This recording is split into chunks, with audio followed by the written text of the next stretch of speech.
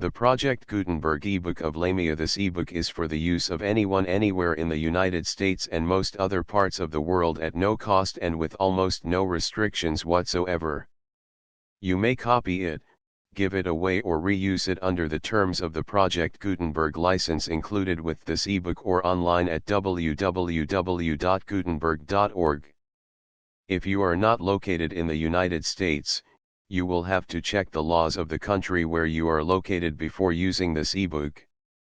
Title: Lamia. Author: John Keats. Release date: January 1, 2001. Ebook number 2490. Most recently updated, February 5, 2013. Language: English. Credits: produced by an anonymous volunteer and David Widger. Start of the Project Gutenberg ebook Lamia. Lamia by John Keats. Contents: Part 1. Part 2. Part 1. Upon a time, before the fairy broods drove nymph and satyr from the prosperous woods, before King Oberon's bright diadem, scepter, and mantle, clasped with dewy gem, fright away the dryads and the fawns from rushes green, and brakes, and cowslip lawns, the ever-smitten Hermes empty left his golden throne, bent warm on amorous theft. From high Olympus had he stolen light, on this side of Jove's clouds, to escape the sight of his great summoner, and made retreat into a forest on the shores of Crete. For somewhere in that sacred island dwelt a nymph, to whom all hoofed satyrs knelt, at whose white feet the languid Tritons poured pearls, while on land they withered and adored. Fast by the springs where she to bathe was wont, and in those meads where sometime she might haunt, were strewn rich gifts, unknown to any muse, though fancy's casket were unlocked to choose. Ah, what a world of love was at her feet! So Hermes thought, and a celestial heat burned from his winged heels to either ear, that from a whiteness, as the lily clear, blushed into roses mid his golden hair, fallen in jealous curls about his shoulders bare. From vale to vale, from wood to wood, he flew, breathing upon the flowers his passion new, and wound with many a river to its head, to find where this sweet nymph prepared her secret bed. In vain, the sweet nymph might nowhere be found, and so he rested, on the lonely ground, pensive, and full of painful jealousies of the wood gods, and even the very trees. There as he stood, he heard a mournful voice, such as once heard, in gentle heart, destroys all pain but pity. Thus the lone voice spake: when from this wreathed tomb shall I awake? When move in a sweet body fit for life, and love, and pleasure, and the ruddy strife of hearts and lips? Ah, miserable me! The god, dove-footed, glided silently round bush and tree, soft brushing, in his speed, the taller grasses and full flowering weed, until he found a palpitating snake, bright, and circouchant in a dusky brake.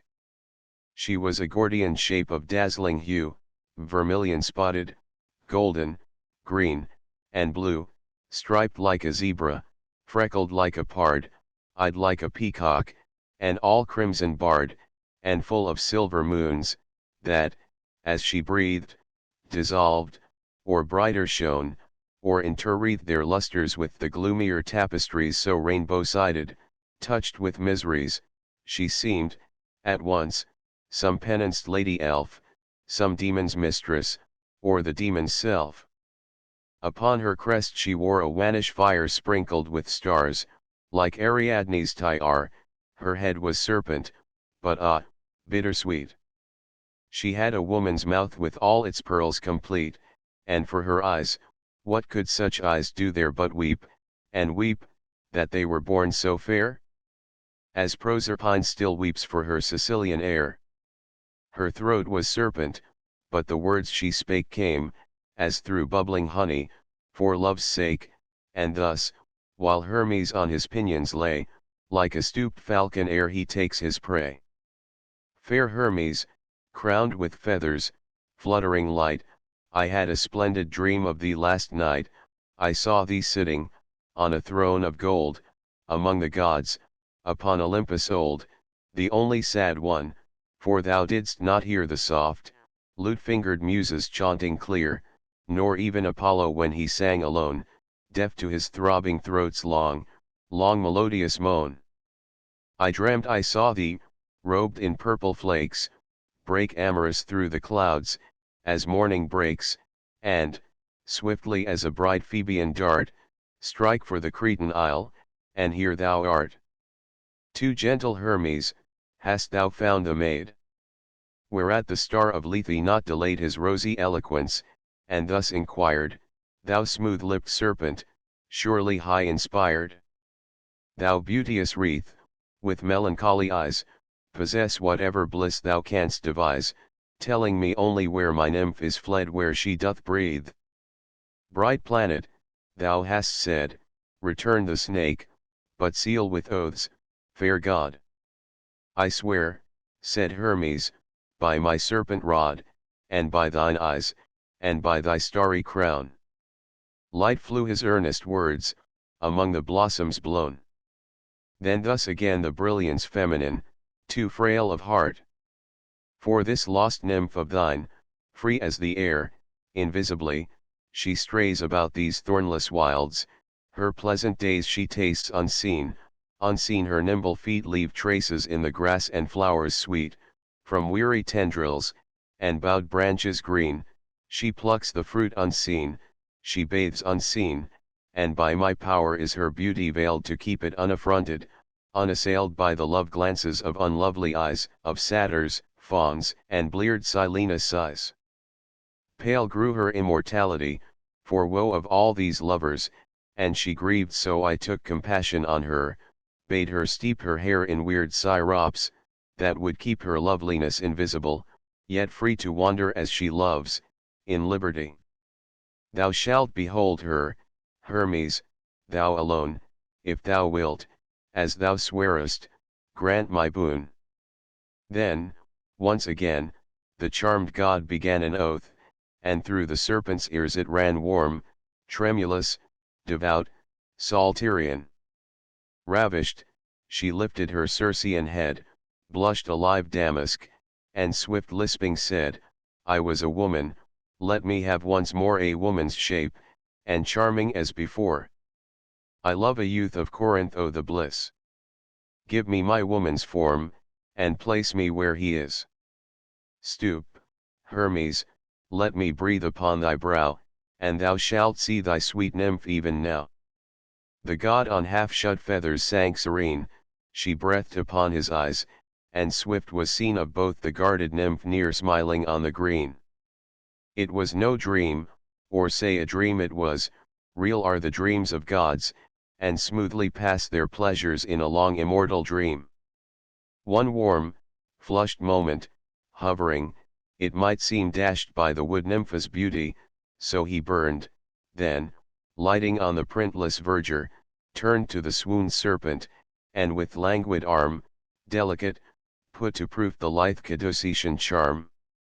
So done, upon the nymph his eyes he bent, full of adoring tears and blandishment, and towards her stepped, she, like a moon in wane, faded before him, cowered, nor could restrain her fearful sobs, self-folding like a flower that faints into itself at evening hour, but the god fostering her chilled hand, she felt the warmth, her eyelids opened bland, and, like new flowers at morning song of bees, bloomed and gave up her honey to the lees. Into the green recessed woods they flew, nor grew they pale, as mortal lovers do. Left to herself, the serpent now began to change, her elfin blood in madness ran, her mouth foamed, and the grass, therewith besprent, withered at dew so sweet and virulent, her eyes in torture fixed, and anguish drear, hot, glazed, and wide, with lid lashes all sear, flashed phosphor and sharp sparks, without one cooling tear. The colors all inflamed throughout her train, she writhed about, convulsed with scarlet pain, a deep Vulcanian yellow took the place of all her milder mooned body's grace, and, as the lava ravishes the mead, spoilt all her silver mail, and golden breed, made gloom of all her frecklings, streaks and bars, eclipsed her crescents, and licked up her stars, so that, in moments few, she was undressed of all her sapphires, greens, and amethyst, and rubious argent, of all these bereft, nothing but pain and ugliness were left. Still shone her crown, that vanished, also she melted and disappeared as suddenly, and in the air, her new voice luting soft, cried, Lycius! Gentle Lycius! Borne aloft with the bright mists about the mountains hoar these words dissolved, Crete's forests heard no more. Whither fled Lamia, now a lady bright, a full-born beauty new and exquisite? She fled into that valley they pass o'er who go to Corinth from Cencre's shore, and rested at the foot of those wild hills, the rugged founts of the Perean rills, and of that other ridge whose barren back stretches, with all its mist and cloudy wrack, southwestward to Cleone. There she stood about a young bird's flutter from a wood, fair, on a sloping green of mossy tread, by a clear pool, wherein she passioned to see herself escaped from so sore ills, while her robes flaunted with the daffodils. Ah, happy Lycius, for she was a maid more beautiful than ever twisted braid, or sighed, or blushed, or on spring-floweredly spread a green kirtle to the minstrelsy, a virgin purest lipped, yet in the lore of love deep learned to the red heart's core, not 1 hour old, yet of sciential brain to unperplex bliss from its neighbor pain, define their pettish limits, and estrange their points of contact, and swift counterchange, intrigue with the specious chaos, and dispart its most ambiguous atoms with sure art, as though in Cupid's college she had spent sweet days a lovely graduate, still unshent, and kept his rosy terms in idle languishment. Why this fair creature chose so fairily by the wayside to linger, we shall see, but first 'tis fit to tell how she could muse and dream, when in the serpent prison house, of all she list, strange or magnificent, how, ever, where she willed, her spirit went, whether to faint Elysium, or where down through tress-lifting waves the Nereids fair wind into Thetis' bower by many a pearly stair, or where god Bacchus drains his cups divine, stretched out, at ease, beneath a glutinous pine, or where in Pluto's gardens palatine Mulciber's columns gleam in far Piazzian line. And sometimes into cities she would send her dream, with feast and rioting to blend, and once, while among mortals dreaming thus, she saw the young Corinthian Lycius charioting foremost in the envious race, like a young Jove with calm uneager face, and fell into a swooning love of him. Now on the moth time of that evening dim he would return that way, as well she knew, to Corinth from the shore, for freshly blew the eastern soft wind, and his galley now grated the keystones with her brazen prow in Port Cencres, from Aegian Isle fresh anchored, whither he had been a while to sacrifice to Jove, whose temple there waits with high marble doors for blood and incense rare. Jove heard his vows, and bettered his desire, for by some freakful chance he made retire from his companions, and set forth to walk, perhaps grown wearied of their Corinth talk, over the solitary hills he fared, thoughtless at first, but ere eve's star appeared his fantasy was lost, where reason fades, in the calm twilight of Platonic shades. Lamia beheld him coming, near, more near close to her passing, in indifference drear, his silent sandals swept the mossy green, so neighbored to him, and yet so unseen she stood, he passed, shut up in mysteries, his mind wrapped like his mantle, while her eyes followed his steps, and her neck regal white turned syllabling thus, Ah, Lycius bright, and will you leave me on the hills alone? Lycius, look back, and be some pity shown. He did, not with cold wonder fearingly, but Orpheus-like at an Eurydice, for so delicious were the words she sung, it seemed he had loved them a whole summer long, and soon his eyes had drunk her beauty up, leaving no drop in the bewildering cup, and still the cup was full while he afraid lest she should vanish ere his lip had paid due adoration, thus began to adore, her soft look growing coy, she saw his chain so sure, leave thee alone. Look back. Ah, goddess, see whether my eyes can ever turn from thee. For pity do not this sad heart belie, even as thou vanishest so I shall die. Stay. Though a naiad of the rivers, stay. To thy far wishes will thy streams obey, stay. Though the greenest woods be thy domain, alone they can drink up the morning rain, though a descended Pleiad, will not one of thine harmonious sisters keep in tune thy spheres, and as thy silver proxy shine? So sweetly to these ravished ears of mine came thy sweet greeting, that if thou shouldst fade thy memory will waste me to a shade, for pity do not melt. If I should stay, said Lamia, here, upon this floor of clay, and pain my steps upon these flowers too rough, what canst thou say or do of charm enough to dull the nice remembrance of my home? Thou canst not ask me with thee here to roam over these hills and vales, where no joy is empty of immortality and bliss. Thou art a scholar, Lycius, and must know that finer spirits cannot breathe below in human climes, and live, alas! Poor youth, what taste of purer air hast thou to soothe my essence? What serener palaces, where I may all my many senses please, and by mysterious lights 100 thirsts appease? It cannot be ado. So said, she rose tiptoe with white arms spread. He, sick to lose the amorous promise of her lone complain, swooned, murmuring of love, and pale with pain.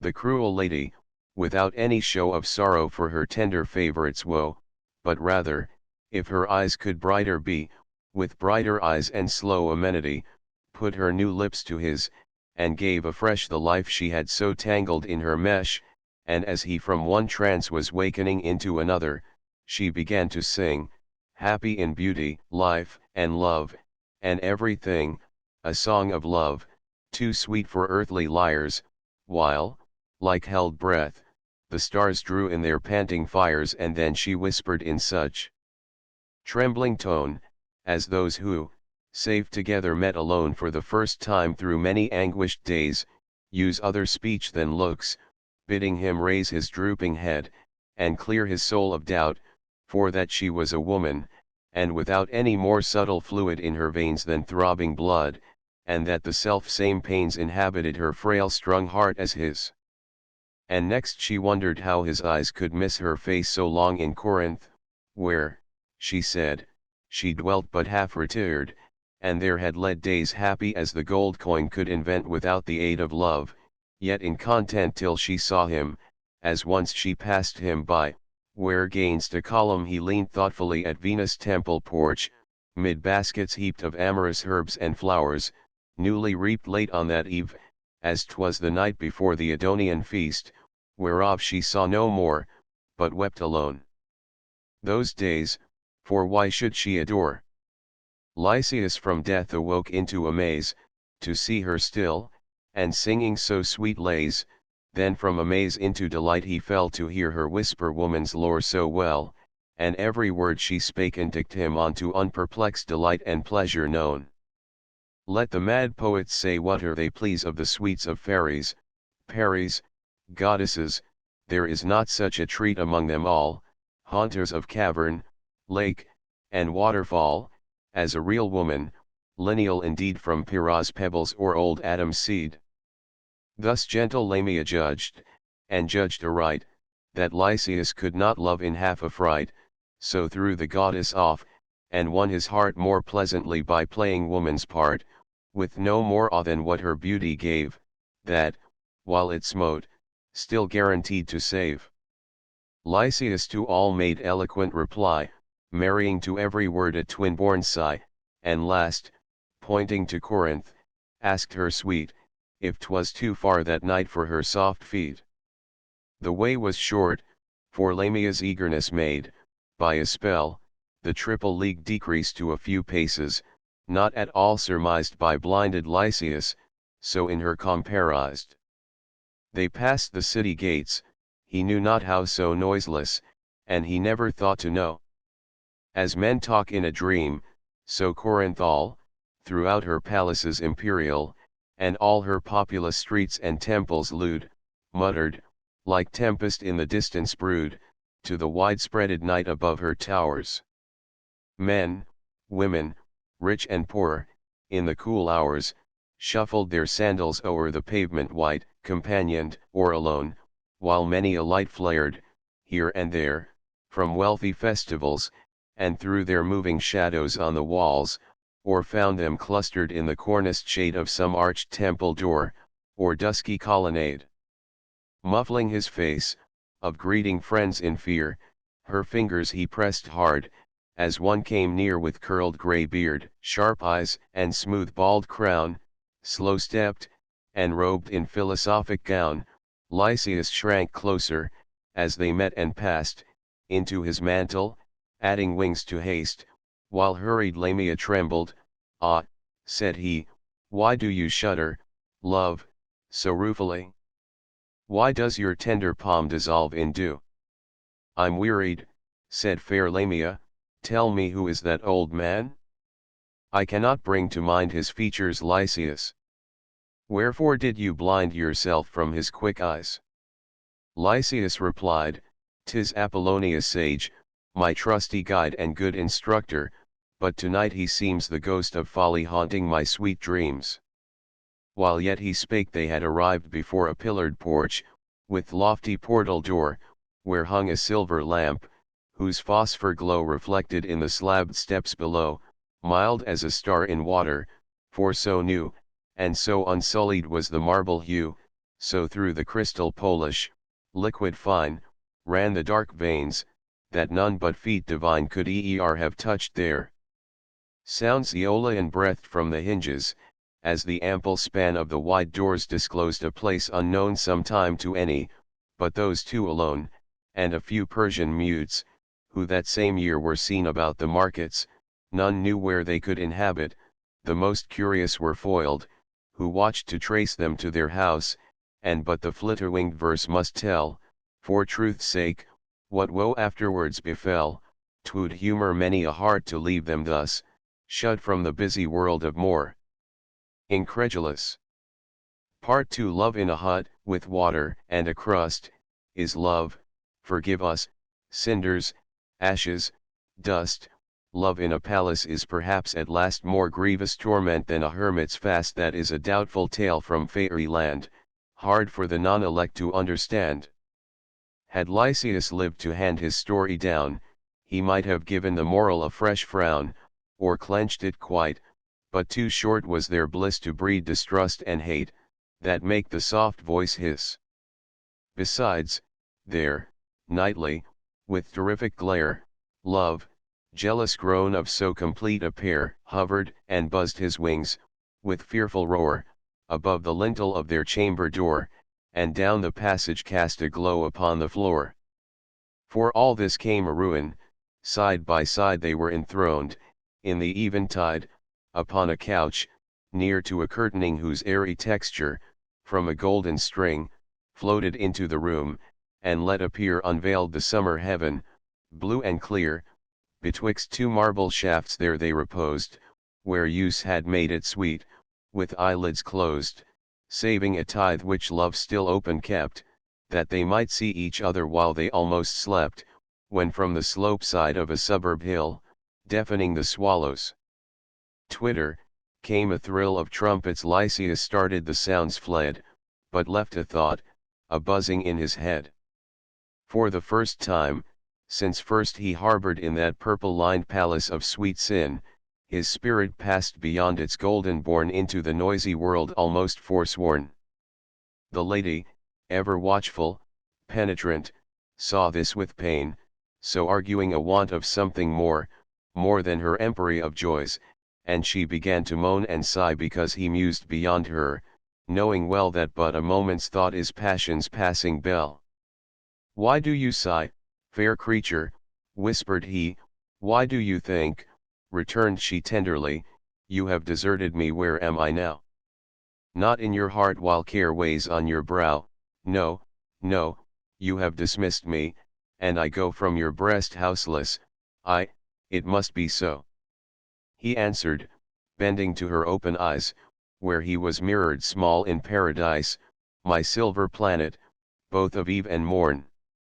Why will you plead yourself so sad forlorn, while I am striving how to fill my heart with deeper crimson, and a double smart? How to entangle, trammel up and snare your soul in mine, and labyrinth you there like the hid scent in an unbudded rose. I, a sweet kiss you see your mighty woes. My thoughts? Shall I unveil them? Listen then. What mortal hath a prize, that other men may be confounded and abashed withal, but lets it sometimes pace abroad majestical, and triumph, as in thee I should rejoice amid the hoarse alarm of Corinth's voice. Let my foes choke, and my friends shout afar, while through the thronged streets your bridal car wheels round its dazzling spokes.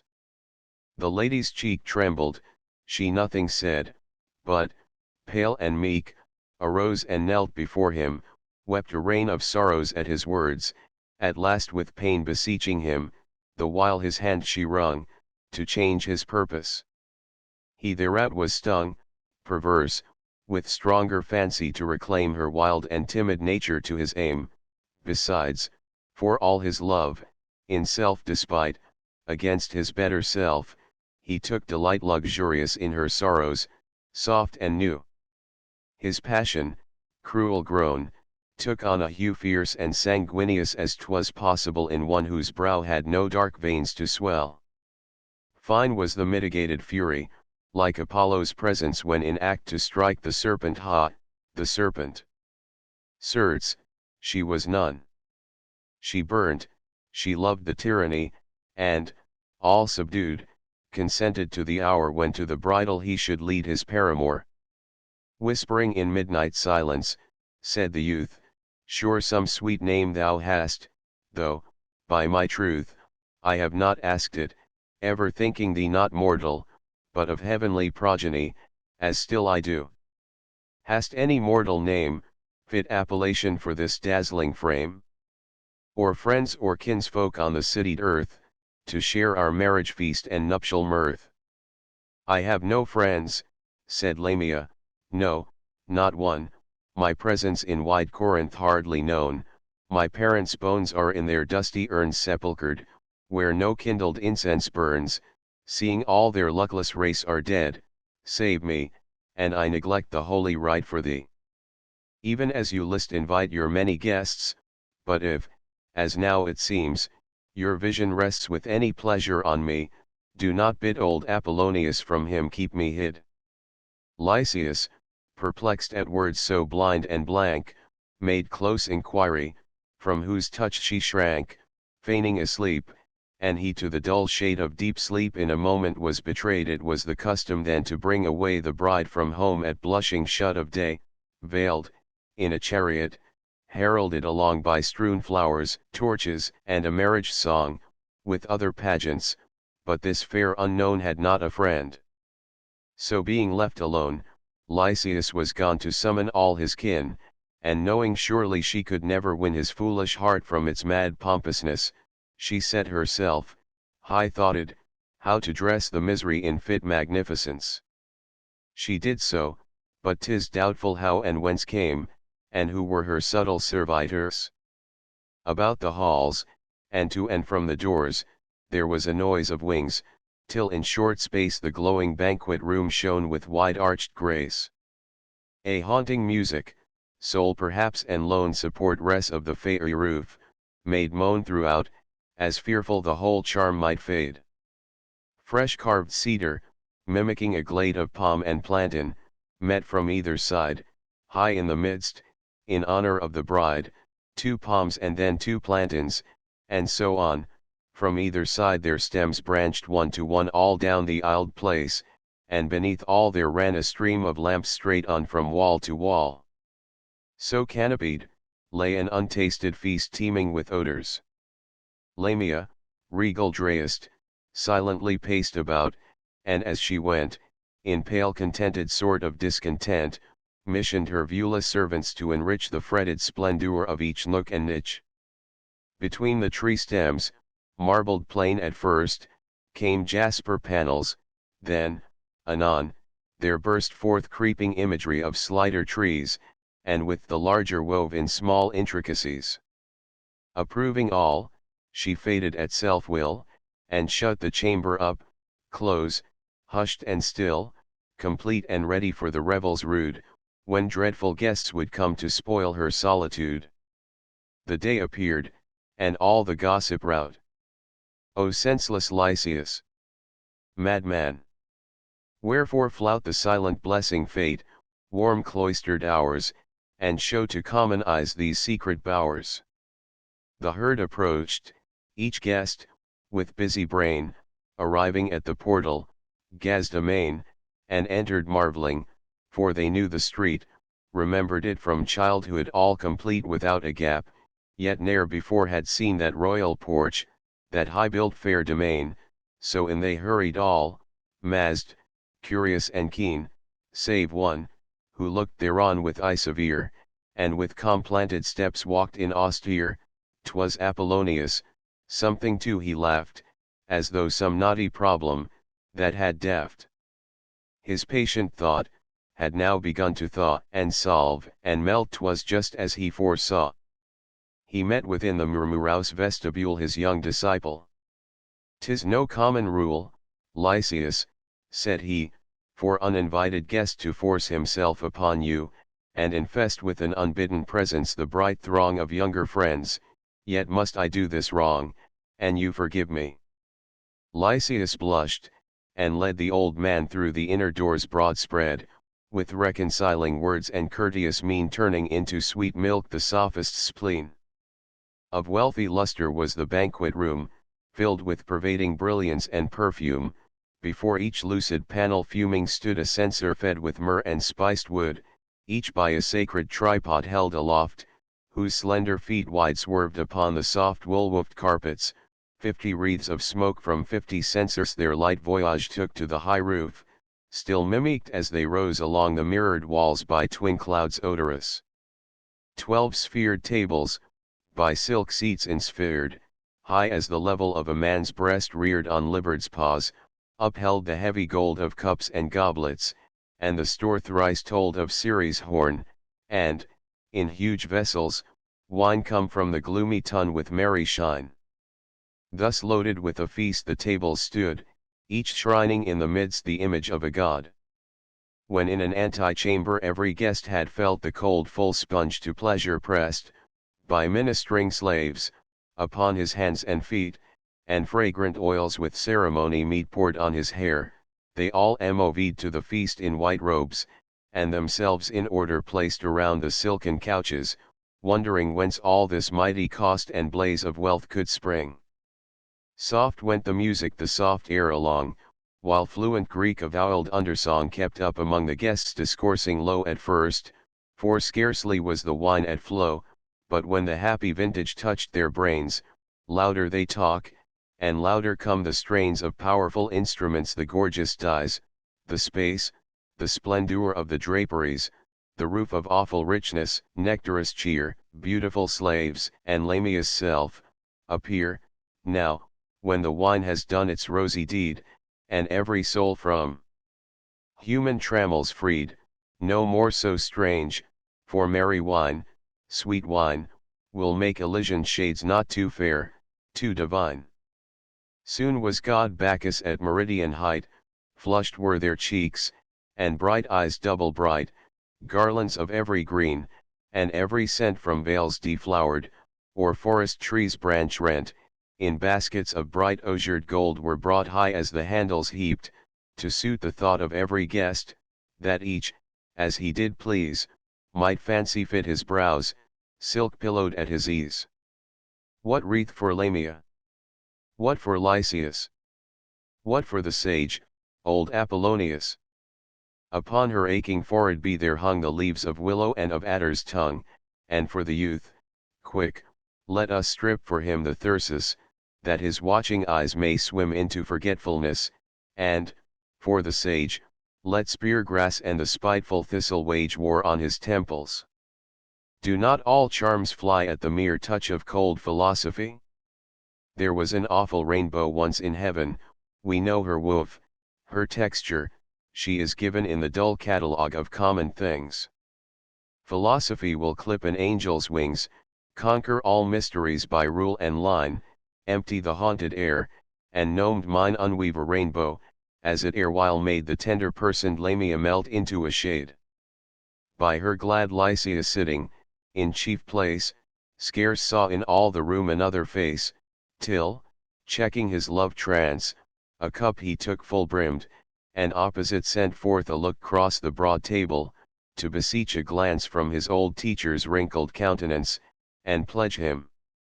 The bald-head philosopher had fixed his eye, without a twinkle or stir full on the alarmed beauty of the bride, browbeating her fair form, and troubling her sweet pride. Lycius then pressed her hand, with devout touch, as pale it lay upon the rosy couch, 'twas icy, and the cold ran through his veins, then sudden it grew hot, and all the pains of an unnatural heat shot to his heart. Lamia, what means this? Wherefore dost thou start? Knowest thou that man? Poor Lamia answered not. He gazed into her eyes, and not a jot owned they the lovelorn piteous appeal, more he gazed, his human senses reel, some hungry spell that loveliness absorbs, there was no recognition in those orbs. Lamia, he cried, and no soft-toned reply. The many heard, and the loud revelry grew hush, the stately music no more breathes, the myrtle sickened in 1,000 wreaths. By faint degrees, voice, lute, and pleasure ceased, a deadly silence step by step increased, until it seemed a horrid presence there, and not a man but felt the terror in his hair. Lamia, he shrieked, and nothing but the shriek with its sad echo did the silence break. Begone, foul dream, he cried, gazing again in the bride's face, where now no azure vein wandered on fair-spaced temples, no soft bloom misted the cheek, no passion to illume the deep-recessed vision, all was blight. Lamia, no longer fair, there sat a deadly white. Shut those juggling eyes, thou ruthless man. Turn them aside, wretch. Or the righteous ban of all the gods, whose dreadful images here represent their shadowy presences, may pierce them on the sudden with the thorn of painful blindness, leaving thee forlorn, in trembling dotage to the feeblest fright of conscience, for their long offended might, for all thine impious proud heart sophistries, unlawful magic, and enticing lies. Corinthians. Look upon that grey-beard wretch. Mark how, possessed, his lashless eyelids stretch around his demon eyes. Corinthians, see. My sweet bride withers at their potency. Fool, said the sophist, in an undertone gruff with contempt, which a death-nigh moan from Lycius answered, as heart-struck and lost, he sank supine beside the aching ghost. Fool! Fool, repeated he, while his eyes still relented not, nor moved, from every ill of life have I preserved thee to this day, and shall I see thee made a serpent's prey. Then Lamia death breath, the sophist's eye, like a sharp spear, went through her utterly, keen, cruel, prescient, stinging. She, as well as her weak hand could any meaning tell, motioned him to be silent, vainly so, he looked and looked again, a level no. A serpent, echoed he, no sooner said, than with a frightful scream she vanished, and Lycius' arms were empty of delight, as were his limbs of life, from that same night. On the high couch he lay, his friends came round, supported him, no pulse, or breath they found, and, in its marriage robe, the heavy body wound. End of the project. Gutenberg ebook. Lamia updated editions will replace the previous one. The old editions will be renamed. Creating the works from print editions not protected by U.S. copyright law means that no one owns a United States copyright in these works, so the Foundation, and you, can copy and distribute it in the United States without permission and without paying copyright royalties. Special rules, set forth in the general terms of use part of this license, apply to copying and distributing Project Gutenberg trademark electronic works to protect the Project Gutenberg trademark concept and trademark. Project Gutenberg is a registered trademark, and may not be used if you charge for an ebook, except by following the terms of the trademark license, including paying royalties for use of the Project Gutenberg trademark. If you do not charge anything for copies of this ebook, complying with the trademark license is very easy. You may use this ebook for nearly any purpose such as creation of derivative works, reports, performances, and research. Project Gutenberg ebooks may be modified and printed and given away. You may do practically anything in the United States with ebooks not protected by U.S. copyright law. Redistribution is subject to the trademark license, especially commercial redistribution. Start, full license. The full Project Gutenberg license. Please read this before you distribute or use this work to protect the Project Gutenberg trademark mission of promoting the free distribution of electronic works, by using or distributing this work, or any other work associated in any way with the phrase Project Gutenberg. You agree to comply with all the terms of the full Project Gutenberg trademark license available with this file or online at www.gutenberg.org/license. Section 1. General Terms of Use and Redistributing Project Gutenberg Trademark Electronic Works 1.a. By reading or using any part of this Project Gutenberg trademark electronic work, you indicate that you have read, understand, agree to and accept all the terms of this license and intellectual property, trademark/copyright, agreement. If you do not agree to abide by all the terms of this agreement, you must cease using and return or destroy all copies of Project Gutenberg trademark electronic works in your possession. If you paid a fee for obtaining a copy of or access to a Project Gutenberg trademark electronic work and you do not agree to be bound by the terms of this agreement, you may obtain a refund from the person or entity to whom you paid the fee as set forth in paragraph 1.e.8. 1.b. Project Gutenberg is a registered trademark. It may only be used on or associated in any way with an electronic work by people who agree to be bound by the terms of this agreement. There are a few things that you can do with most Project Gutenberg trademark electronic works even without complying with the full terms of this agreement. See paragraph 1.c below. There are a lot of things you can do with Project Gutenberg trademark electronic works if you follow the terms of this agreement and help preserve free future access to Project Gutenberg trademark electronic works. See paragraph 1.e below. 1.c. The Project Gutenberg Literary Archive Foundation, the Foundation or PGLOF, owns a compilation copyright in the collection of Project Gutenberg trademark electronic works. Nearly all the individual works in the collection are in the public domain in the United States. If an individual work is unprotected by copyright law in the United States and you are located in the United States, we do not claim a right to prevent you from copying, distributing, performing, displaying, or creating derivative works based on the work as long as all references to Project Gutenberg are removed. Of course, we hope that you will support the Project Gutenberg trademark mission of promoting free access to electronic works by freely sharing Project Gutenberg trademark works in compliance with the terms of this agreement for keeping the Project Gutenberg trademark name associated with the work. You can easily comply with the terms of this agreement by keeping this work in the same format with its attached full Project Gutenberg trademark license when you share it without charge with others. 1.d.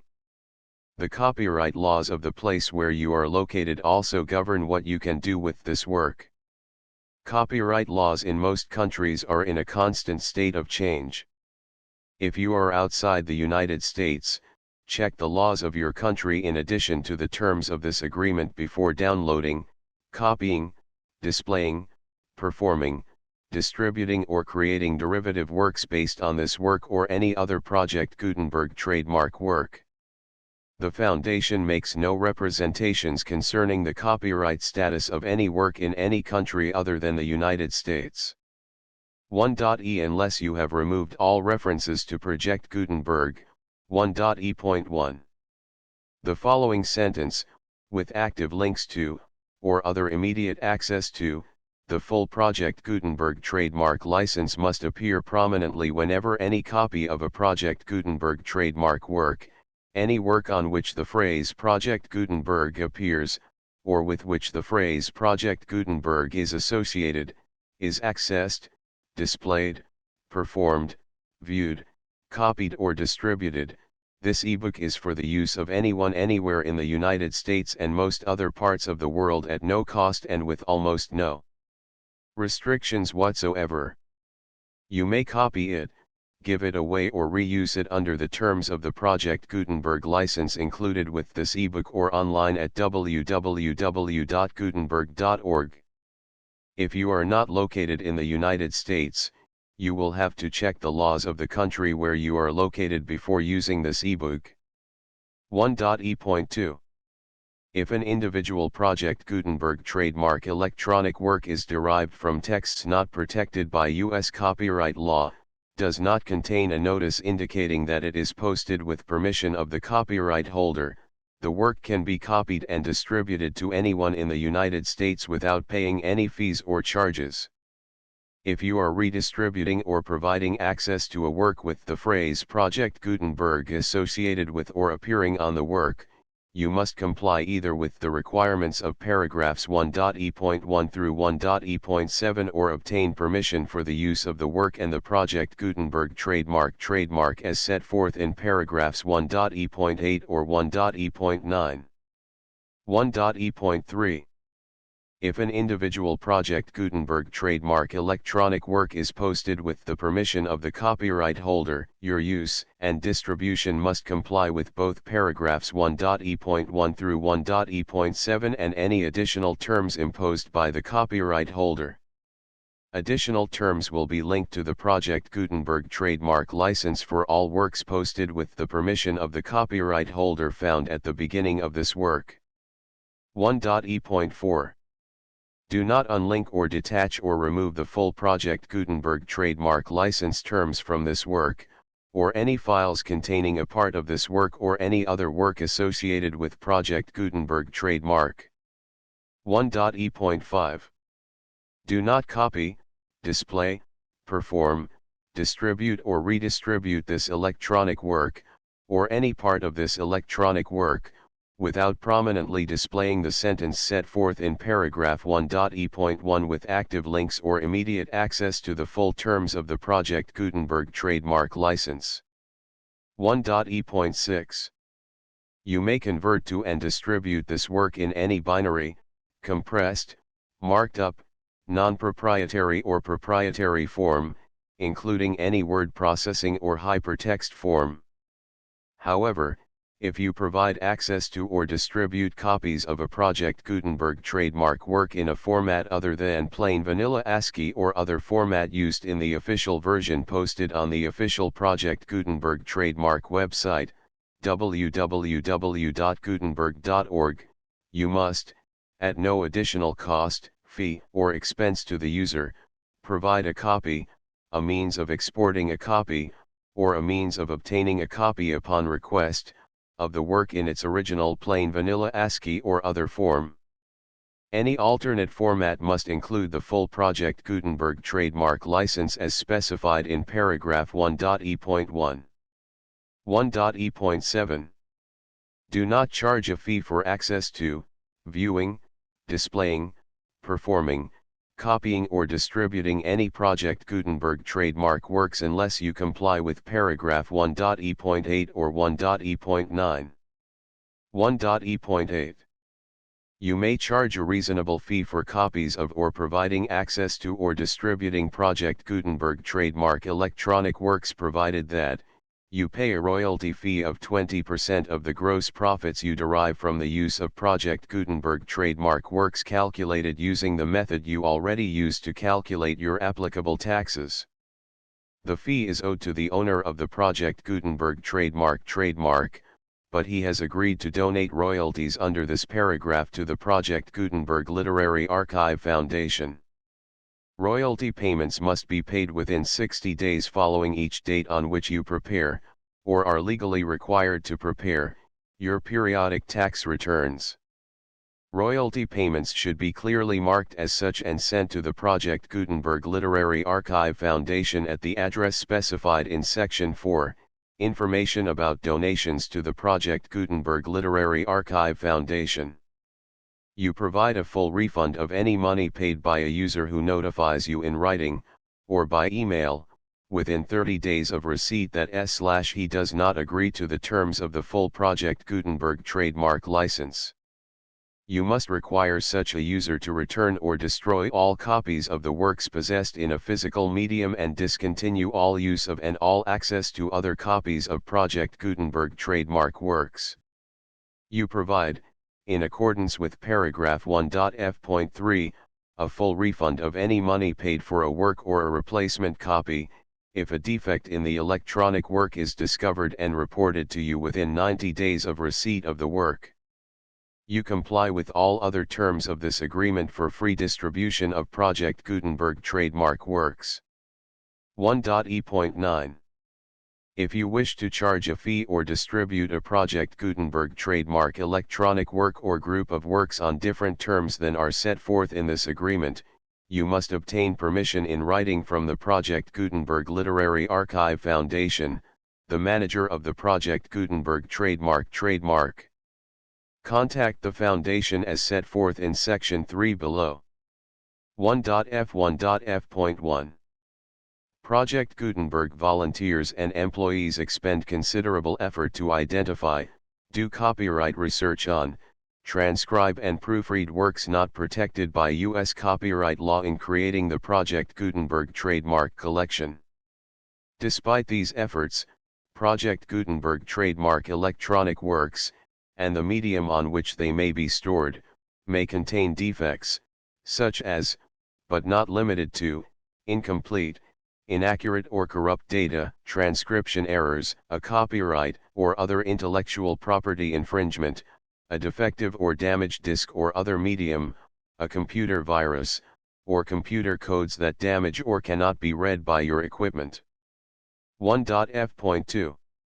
Limited warranty, disclaimer of damages, except for the right of replacement or refund described in paragraph 1.f.3, the Project Gutenberg Literary Archive Foundation, the owner of the Project Gutenberg trademark, and any other party distributing a Project Gutenberg trademark electronic work under this agreement, disclaim all liability to you for damages, costs, and expenses, including legal fees. You agree that you have no remedies for negligence, strict liability, breach of warranty or breach of contract except those provided in paragraph 1.f.3. You agree that the Foundation, the trademark owner, and any distributor under this agreement will not be liable to you for actual, direct, indirect, consequential, punitive, or incidental damages even if you give notice of the possibility of such damage. 1.f.3. Limited right of replacement or refund. If you discover a defect in this electronic work within 90 days of receiving it, you can receive a refund of the money, if any, you paid for it by sending a written explanation to the person you received the work from. If you received the work on a physical medium, you must return the medium with your written explanation. The person or entity that provided you with the defective work may elect to provide a replacement copy in lieu of a refund. If you received the work electronically, the person or entity providing it to you may choose to give you a second opportunity to receive the work electronically in lieu of a refund. If the second copy is also defective, you may demand a refund in writing without further opportunities to fix the problem. 1.f.4. Except for the limited right of replacement or refund set forth in paragraph 1.f.3, this work is provided to you as is, with no other warranties of any kind, express or implied, including but not limited to warranties of merchantability or fitness for any purpose. 1.f.5. Some states do not allow disclaimers of certain implied warranties or the exclusion or limitation of certain types of damages. If any disclaimer or limitation set forth in this agreement violates the law of the state applicable to this agreement, the agreement shall be interpreted to make the maximum disclaimer or limitation permitted by the applicable state law. The invalidity or unenforceability of any provision of this agreement shall not void the remaining provisions. 1.f.6 Indemnity. You agree to indemnify and hold the foundation, the trademark owner, any agent or employee of the foundation, anyone providing copies of Project Gutenberg trademark electronic works in accordance with this agreement, and any volunteers associated with the production, promotion, and distribution of Project Gutenberg trademark electronic works, harmless from all liability, costs, and expenses, including legal fees, that arise directly or indirectly from any of the following which you do or cause to occur. A. Distribution of this or any Project Gutenberg trademark work. B. Alteration, modification, or additions or deletions to any Project Gutenberg trademark work, and C. Any defect you cause. Section 2.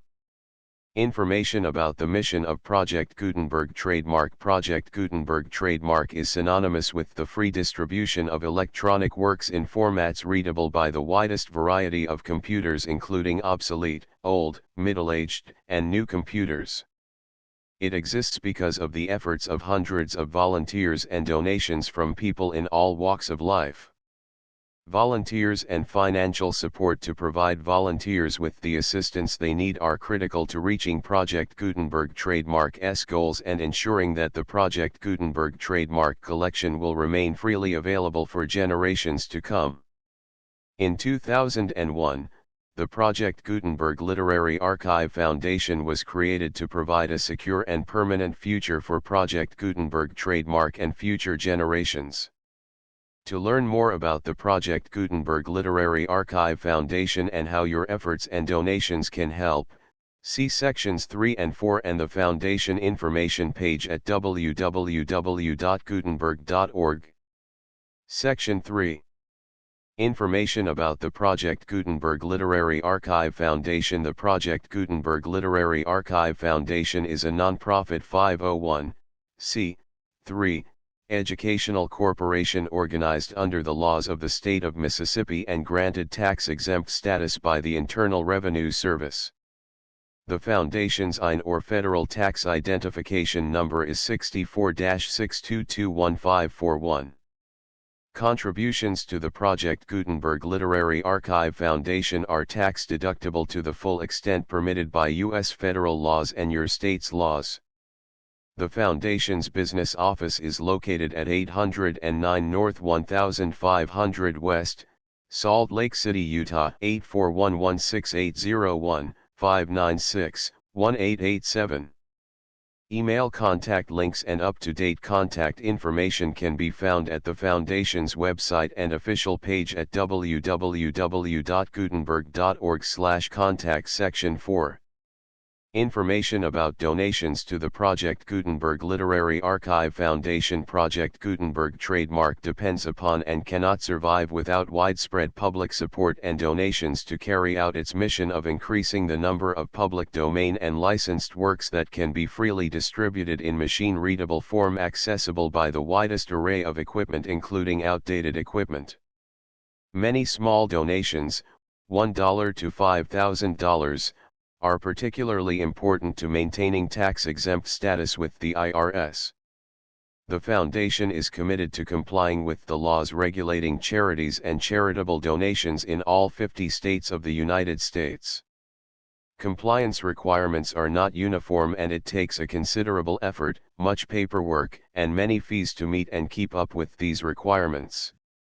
We do not solicit donations in locations where we have not received written confirmation of compliance. To send donations or determine the status of compliance for any particular state, visit www.gutenberg.org/donate.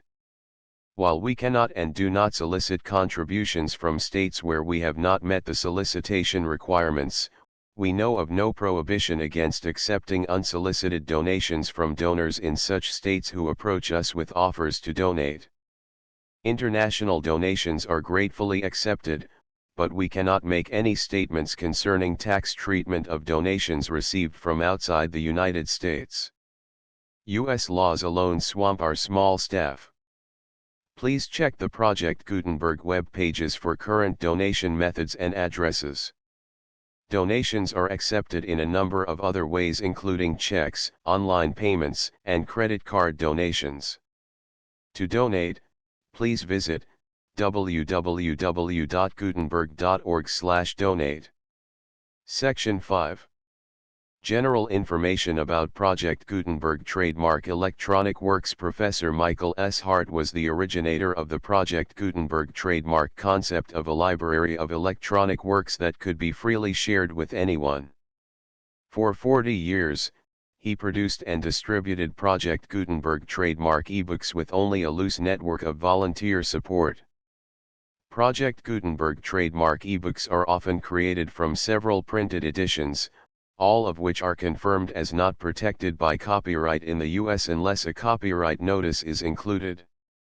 Thus, we do not necessarily keep ebooks in compliance with any particular paper edition.